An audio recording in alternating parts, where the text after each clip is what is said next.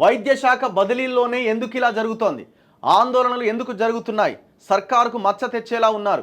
ఈ వ్యవహారంపై నివేదిక ఇవ్వండి, సీఎం ఆదేశం. వసూళ్ల పర్వంపై రంగంలోకి ఇంటెలిజెన్స్. మాజీ డిహెచ్ గడల బదిలీ, పలువురు డిఎంహెచ్ఓలకు స్థానచలనం. హైదరాబాద్లో ఏళ్ల తరబడి ఉన్నవారు ఇప్పటికీ అక్కడే. ఈ వైద్య శాఖలో దాదాపు 30 ఏళ్లుగా కొంతమంది అధికారులు అదే ప్లేస్లో ఉన్నారట. ఇక వాళ్ళదే రాజ్యం ఇక ఆడ 30 ఏళ్లుగా. మరి ఎట్లా కంటిన్యూ అవుతున్నారో, ఏం జరుగుతున్నదో అర్థం కాదు. పాపం సామాన్య ప్రజలు, మాకు ఏదో సమస్య ఉన్నదా, మాకు ఏదైనా సమస్య ఉన్నది, మమ్మల్ని ట్రాన్స్ఫర్ చేయండి చేత కాదు. అప్పుడు రూల్స్ ఈల్స్ అన్నీ అడ్డం వస్తాయి. ఇప్పుడు చూడండి, వైద్య ఆరోగ్య శాఖలోని సాధారణ బదిలీలో గందరగోళం పైన సీఎం రేవంత్ రెడ్డి ఆరా తీశారు. బదిలీలపైన నర్సులు ఆందోళన వ్యక్తం చేయడం, సంఘాల పేరిట లేఖలకు డబ్బులు వసూలు చేశారన్న ఆరోపణ రావడంతో ముఖ్యమంత్రి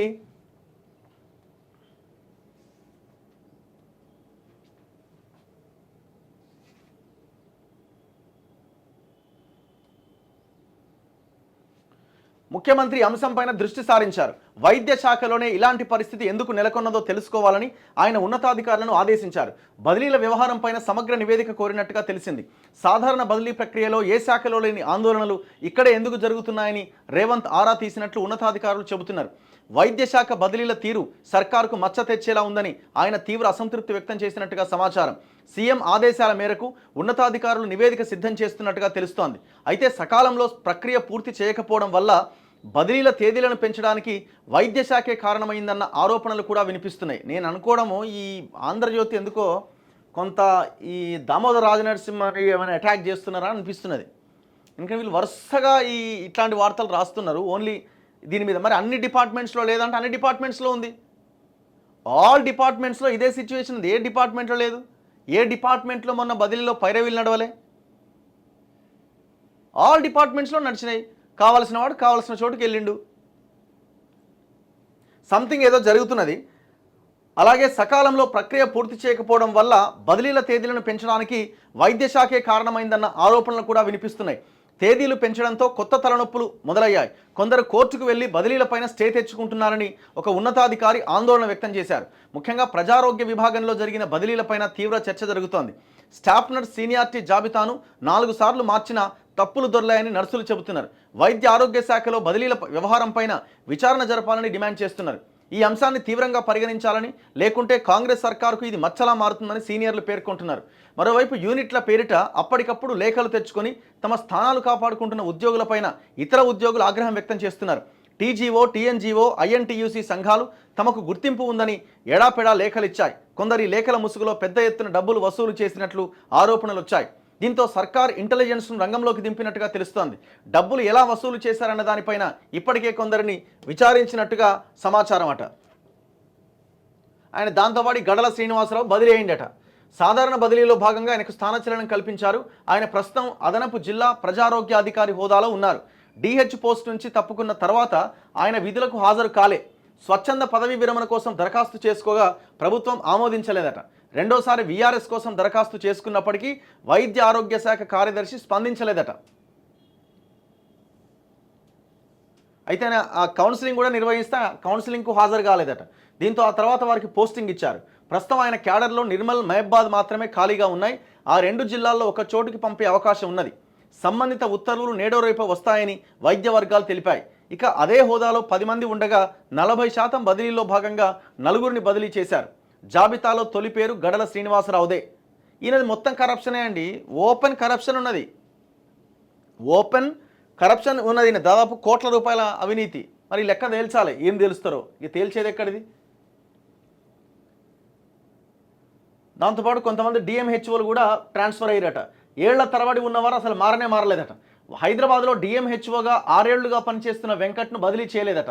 ఎందుకు చేయలే? మరి తొలుత నిజామాబాద్ నుంచి డిప్యుటేషన్పై వచ్చిన ఆయన తర్వాత పదోన్నతి పొంది హైదరాబాద్లో పోస్టింగ్ తెచ్చుకున్నాడు. ఇక నీలోఫర్ ఆసుపత్రిలో ఆర్ఎంఓగా పనిచేస్తున్న లాలూ ప్రసాద్ 12 ఏళ్లుగా అక్కడే ఉన్నాడట. సంఘం నేత కావడంతో ఆయనకు స్థానచలనం కలగలేదట. అదే ఆసుపత్రిలో ఆర్ఎంఓగా ఉన్న దామోదర్ రావు 22 ఏళ్లుగా అక్కడే ఉన్నాడట. ఏందా ఇది? మహబూబ్ నగర్లో పనిచేస్తున్న శశికాంత్ 13 ఏళ్లుగా అక్కడే ఉన్న బదిలీ చేయట్లేదట. 10.5 ఏళ్లుగా నాగర్ కర్నూలులో విధులు నిర్వహిస్తున్న వెంకట్ దాస్, ఖమ్మంలో 6 ఏళ్లుగా పనిచేస్తున్న సైదులు కూడా అలాగే ఉన్నారు. వీరంతా అసోసియేషన్ లేఖలతో అక్కడే ఉండిపోయారని వైద్య వర్గాలు చెబుతున్నాయి. ఇక యాదాద్రి జిల్లాలో పనిచేస్తున్న సుప్రియను హైదరాబాద్లోని కుషాయిగూడకు బదిలీ చేశారు.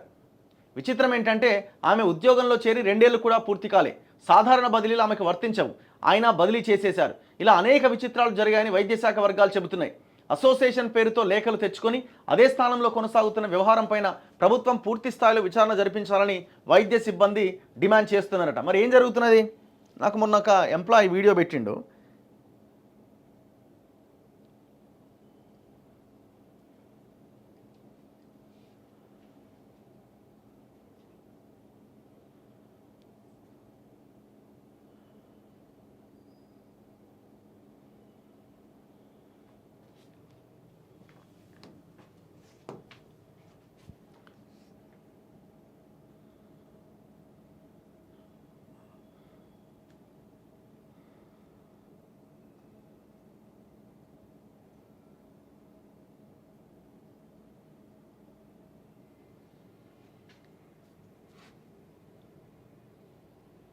One second, please.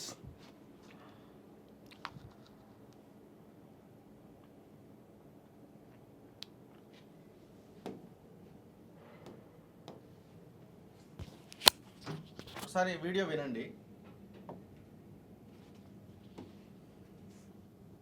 మరి ట్రాన్స్ఫర్ ఎటు వచ్చిందా లేకపోతే ఆగిపోయిందా తెలియదు. మరి నాకు మళ్ళీ కాల్ చేద్దాం తనకి. వీడియోస్ లేదు. తెలంగాణ రాష్ట్ర ముఖ్యమంత్రి రేవంత్ రెడ్డి సార్ గారికి నమస్కరిస్తున్నాను. నా పేరు ఎంకే రాజు. నేను పశుసంవర్ధక శాఖలో లైవ్ స్టాక్ అసిస్టెంట్గా పనిచేస్తున్నాను. అదేవిధంగా నేను Telangana employees association veterinary and animal husbandry state ప్రెసిడెంట్ని. అయితే మా పశుసంవర్ధక శాఖలో కొంతమంది కక్షగట్టి మరి ఎందుకోసమో నేను గతంలో జరిగిన గొర్రెల అవినీతి మీద కానీ అధికారులు కొంతమంది చేస్తున్న అక్రమాల మీద నేను అన్యాయాల్ని చూసి పోరాటం చేస్తూ వచ్చిన. గత కేసీఆర్ ప్రభుత్వంలో కూడా నియంత పాలన పోవాలని చెప్పేసి, రేవంత్ అన్న సర్కార్ రావాలని చెప్పేసి నేను ఎంతో ఉద్యమించడం జరిగింది. అనేక మందిని ప్రోత్సహించడం జరిగింది. అయితే ఈరోజు కొంతమంది మా తెలంగాణ ఎంప్లాయీస్ అసోసియేషన్కి గుర్తింపు లేదు అని చెప్పేసి మమ్మల్ని పక్కకు పెట్టడం జరిగింది. అంతేకాదు స్టేట్ ప్రెసిడెంట్నైన నేను లెటర్లు ఇస్తే ఆఫీస్ బేరియర్స్గా ఒక నలుగురిని గుర్తించారు. ఆఫీస్ బేరియర్స్గా స్టేట్ ప్రెసిడెంట్ అయిన నన్ను, మరి రామచందర్ అని చెప్పేసి ఇంకొక బ్రదర్ని కూడా గుర్తించలేదు. మరి అనేక మంది అసలు ఆఫీస్ బేరియర్స్ కాదు, అసలు వాళ్ళ ఎలక్షన్స్ లేవు, ఎవరినో తెలియని వాళ్ళను కూడా కొన్ని సంఘాలు ఆ రోజు ఏవైతే కేసీఆర్కి ఊడిగం చేసినాయో, కేసీఆర్కి బానిసలాగా బతికినాయో, ఆ సంఘాలు కేసీఆర్కి పాలాభిషేకాలు చేశాయో అలాంటి సంఘాలకు మాత్రము ఈ విధంగా వాళ్ళని ఆఫీస్ బేరియర్స్గా గుర్తించారండి. ఆ కాలంలో 7th కాలంలో ఎస్ అనే కాలంలో ఎస్ అని చెప్పేసి పెట్టడం జరిగింది.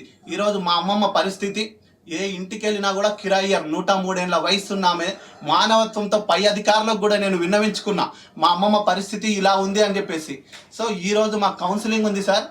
నేను రిక్వెస్ట్ చేసిన, కానీ రేవంత్ రెడ్డి సార్ మీకు తెలియకుండా చాలా జరుగుతున్నాయి. మా శాఖకు మీరే మంత్రివర్యులు, మీరు ఈ తెలంగాణ రాష్ట్రానికి ముఖ్యమంత్రులు సార్.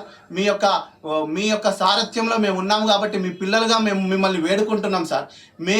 మమ్మల్ని వేరే సంఘాలలోని ఎట్లా గుర్తించిర్రో, వాళ్ళు ఎలక్షన్లు లేదు, ఏం లేదు, రాత్రికి రాత్రే 10,000, 20,000, 30,000 ఇచ్చి ఆ యొక్క ఆర్డర్ కాపీలు తెచ్చుకొని ఆఫీస్ బేరియర్స్ అని చెప్పేసి మన తాలూకా సంబంధించిన వాళ్ళని చెప్పేసి రకరకాలుగా తీసుకొని రావడం జరిగింది. ఈ యొక్క పశుసంవర్ధక శాఖలో మేము ప్రశ్నిస్తే, మేము అడిగితే అసలు మేము ఒక అధికారి అంటాడు, అడిషనల్ డైరెక్టర్ని అడగండి అంటారు, ఒకరేమో డైరెక్టర్ని అడగండి అంటారు, ఒకరేమో ఓఎంని అడగండి అంటారు, ఒకరేమో ఏడీని అడగండి అంటారు.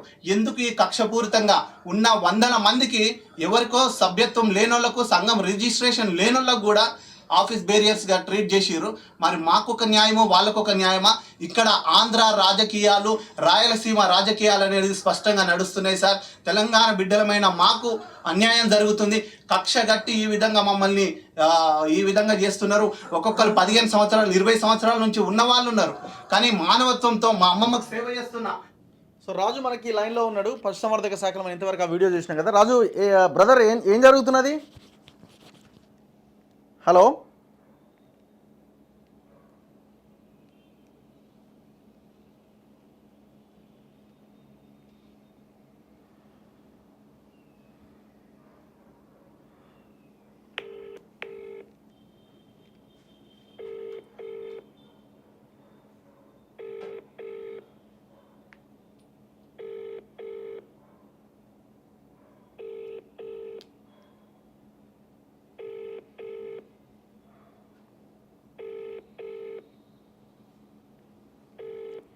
వాట్ హ్యాపెండ్ మన ఫోన్ లిఫ్ట్ చేయట్లే.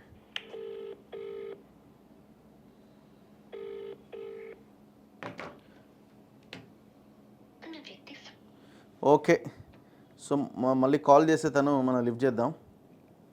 ఎనీవే సిచ్యువేషన్ ఇది. ఈ ట్రాన్స్ఫర్స్ విషయంలో ఈ ఉద్యోగ సంఘాల నాయకుల లెటర్ల పేర్లతోని ఇవి తీసుకొచ్చి వాళ్ళని యాక్చువల్గా ఎవరైతే బదిలీ కావాలనో, ఎవరైతే ఆయా ప్లేసుల్లో ఉండాలనో వాళ్ళకి తీవ్రమైన అన్యాయం చేస్తున్నారు.